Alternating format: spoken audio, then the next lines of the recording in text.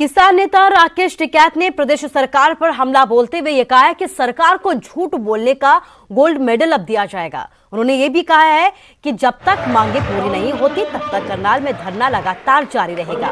वहीं किसान नेता जगजीत सिंह ने दल्लेवाल ने लंगर विवाद पर सुखबीर बादल पर जमकर पलटवार भी किए हैं।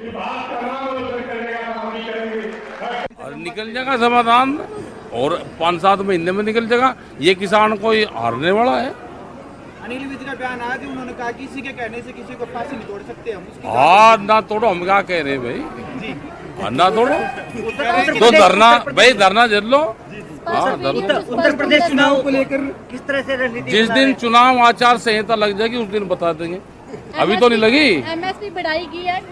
एमएसपी पे जैसे कोई कहीं नौकरी करता है उसको एक ज्वाइनिंग लेटर मिले और उसके साथ में सैलरी का भी वो मिलता है, हर महीने उसकी सैलरी की वो पर्ची मिलती है।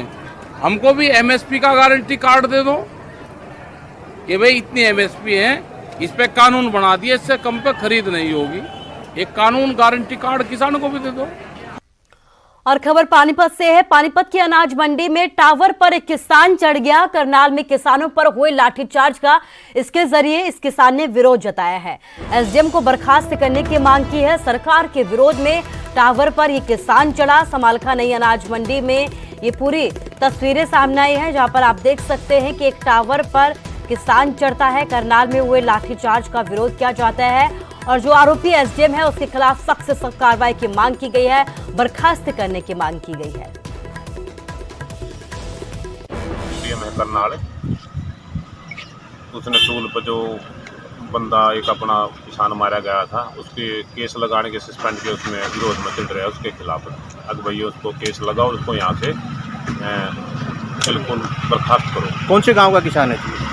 ये टिटाणे गांव का है। क्या नाम है जी इसका? इसका जोगिंदर नाम है।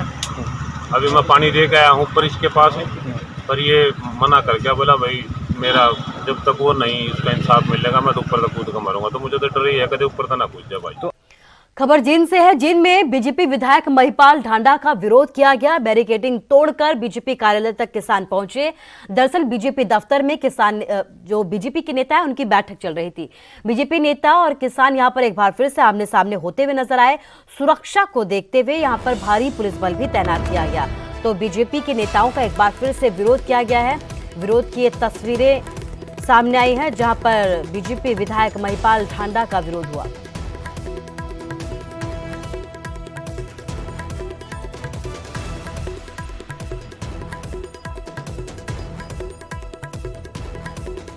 तो जिनकी तस्वीरें हैं जहां पर किसान बीजेपी नेता महिपाल ढांडा का विरोध करने के लिए पहुंचे। जानकारी जैसे ही मिलती है कि बीजेपी नेताओं की बैठक चल रही है, वैसे ही किसान यहां पर बड़ी संख्या में पहुंचे और बीजेपी नेता का विरोध किया गया।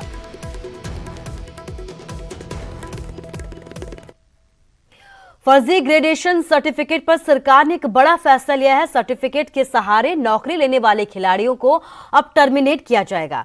हरियाणा सरकार ने टर्मिनेशन के आदेश जारी कर दिए हैं। ग्रुप डी में भर्ती खिलाड़ियों पर सरकार की तरफ से यह अहम फैसला लिया गया है।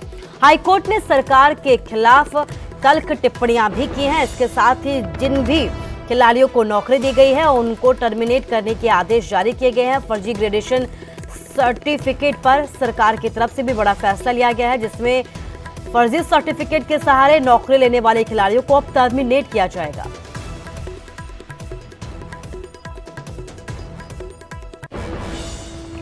इस बीच बड़ी खबर यह है कि हरियाणा को आज एक नए लोकायुक्त मिलने जा रहे हैं। जस्टिस हरिपाल वर्मा अगले लोकायुक्त होंगे। आज राजभवन में शपथ ग्रहण समारोह होगा। तो हरियाणा को आज नए लोकायुक्त मिलने जा रहे हैं। तस्वीरें, जस्टिस हरिपाल वर्मा अगले लोकायुक्त होंगे और आज राजभवन में उनका शपथ ग्रहण समारोह किया जाएगा।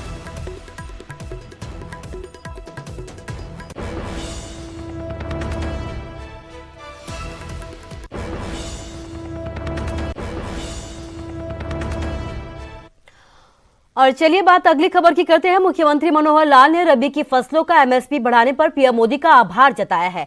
इसके साथ ही उन्होंने ये भी कहा है कि गन्ने के दाम पूरे देश में हरियाणा में सबसे ज्यादा है और उसी को जारी रखते हुए हमने गन्ने के दामों में भी 12 रुपए प्रति क्विंटल की बढ़ोतरी की है, जिसके बाद प्रदेश में गन्ने के दाम 362 रुपए प्रति क्विंटल हो गया है। बहुत ही प्रसन्नता का विषय है कि प्रधानमंत्री श्री नरेंद्र मोदी जी ने अभी रबी की फसल उसकी बुआई होने से पहले ही रबी की 6 फसलों का नया एमएसपी ये घोषित किया है। और एमएसपी घोषित करते समय इस बात का ध्यान रखा गया है कि लागत मूल्य से हर फसल 50% से ऊपर उसका एमएसपी होना चाहिए। बहुत फसलें तो 100% तक भी पहुंच गई हैं।